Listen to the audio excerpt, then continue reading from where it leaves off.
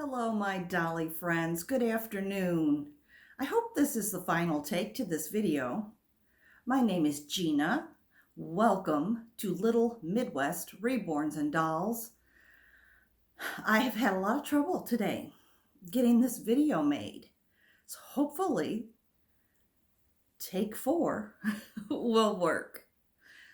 If you're brand new, thank you for coming. I really appreciate it.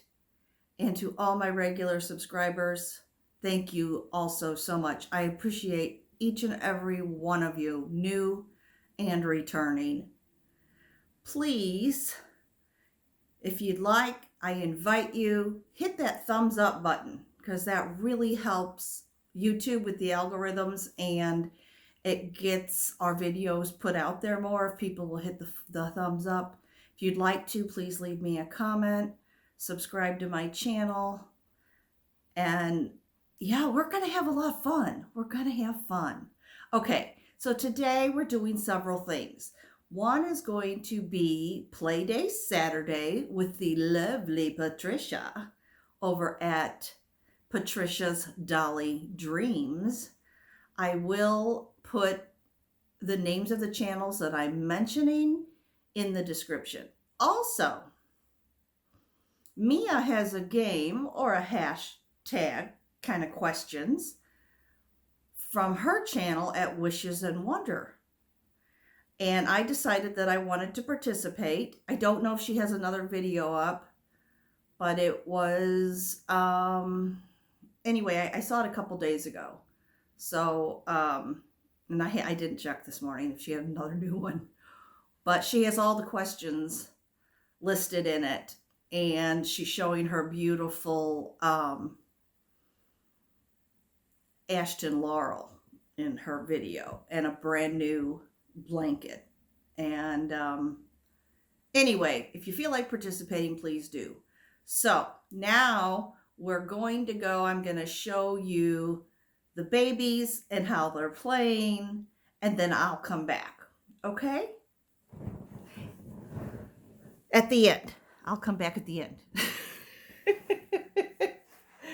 All right. Well, we got a little discombobbled here, didn't we, kiddos? Didn't we, kiddos? Just a little. Let's see how this works out. There we go. There we go, guys. In front of you, I did do a changing video earlier, but now the kids are dressed because I couldn't keep doing this. But anyway, now you can see my gorgeous Stephanie Renee here. She is wearing a pink, I think it's a Just One You. She's been in it before, but it's got the butterfly sleeves, the little ruffles.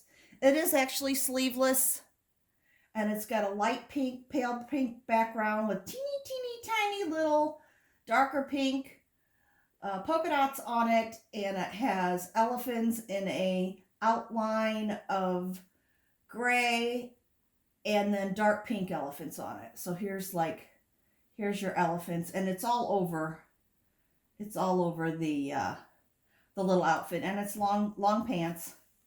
And of course she has Sophie with her, and she is busy playing with Sparkles and Clover the Fairy. So that is Stephanie, and then Michael is over here, and of course he has Spotty sitting in the background because he can't go anywhere without his giraffe Spotty.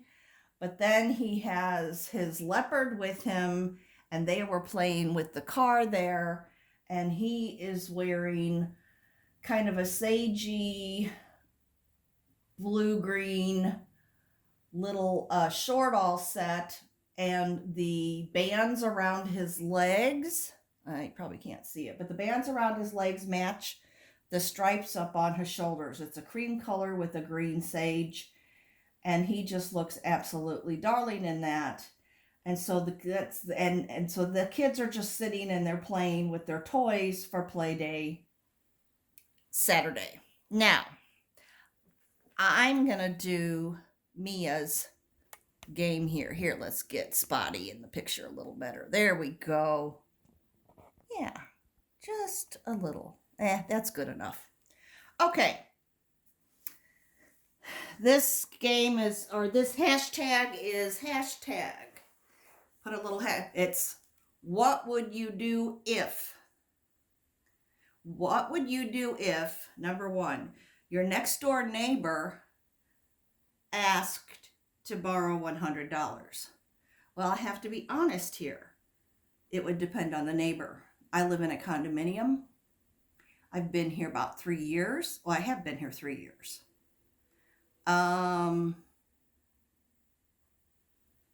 So anyway, I have lived here a little over 3 years, and it would depend on the neighbor.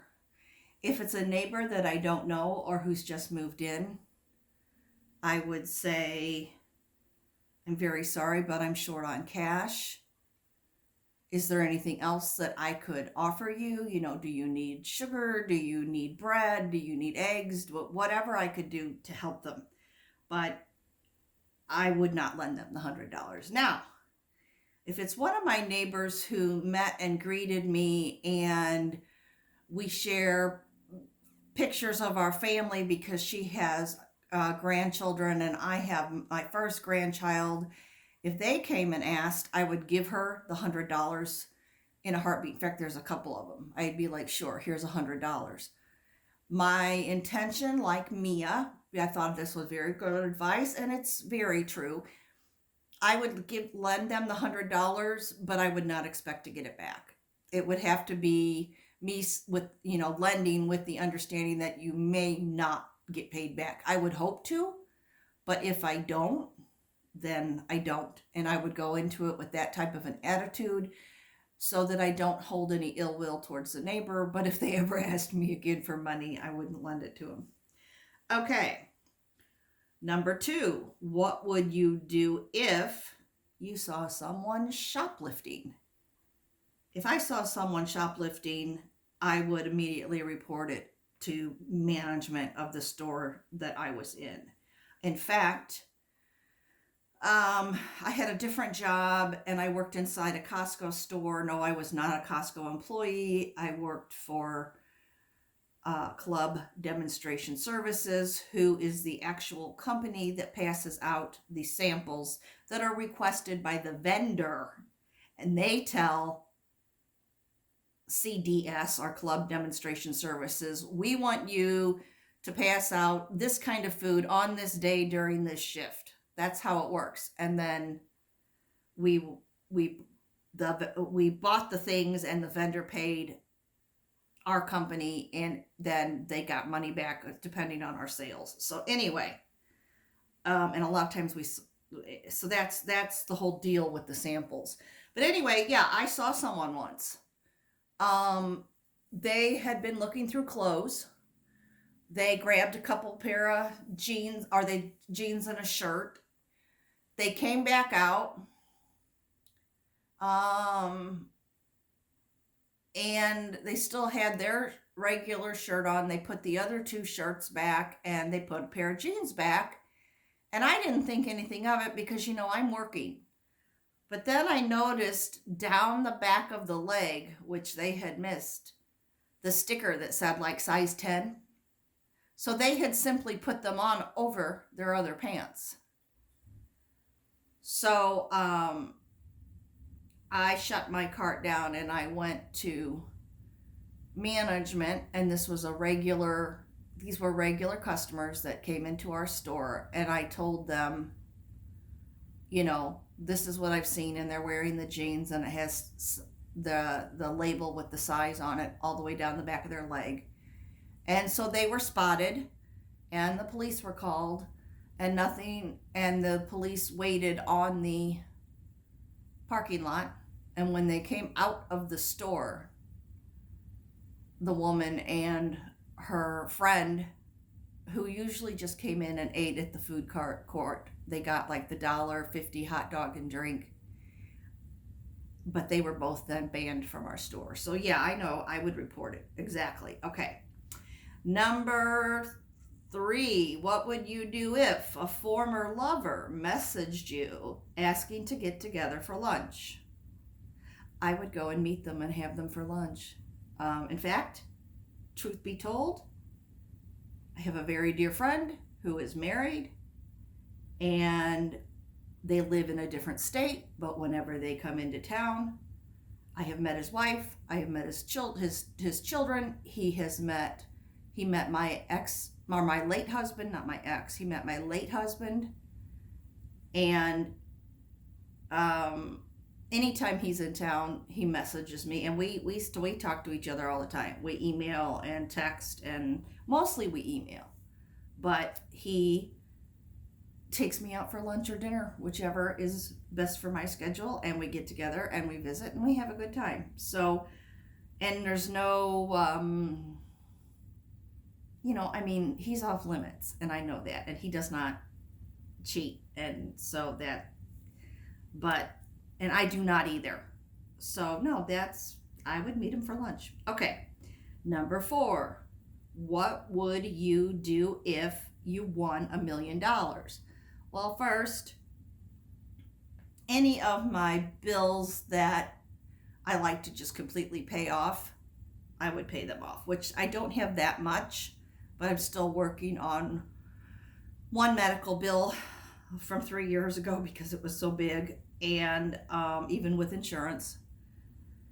And I would definitely pay that off, and I would give my children some money and leave some money for my grandson. I would invest the money and make more off it, and I would spend some of it, and what I would probably do is get the 4 dolls that I desperately want for my collection, which then I think it will be complete. That will give me a total of 10 dolls.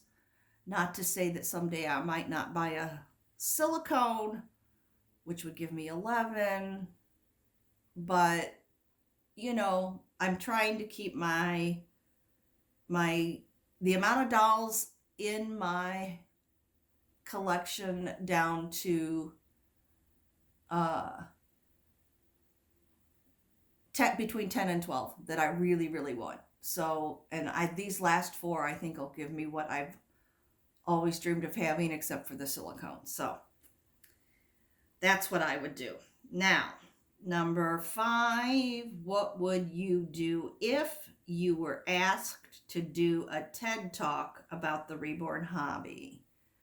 Well, I might write down ideas, but I would probably decline doing it, and I would give it to someone who speaks very well, who can get my ideas across in a more concise way, and someone who's maybe used to speaking in public, because getting up in front of a bunch of people and talking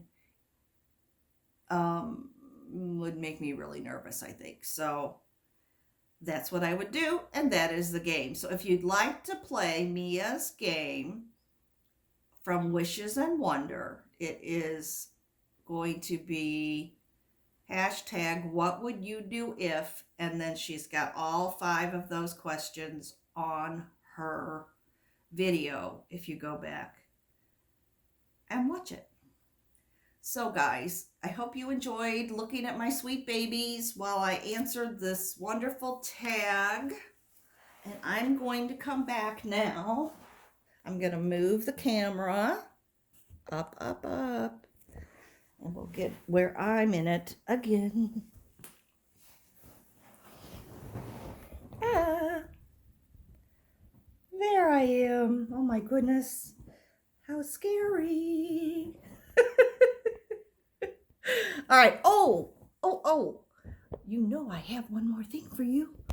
You know I have it. Don't be alarmed. What has a spine but no bones? A book. Guys, have a blessed and wonderful Saturday. Thank you for taking time out of your busy schedule to spend some time with me. Take care, everyone. Bye-bye.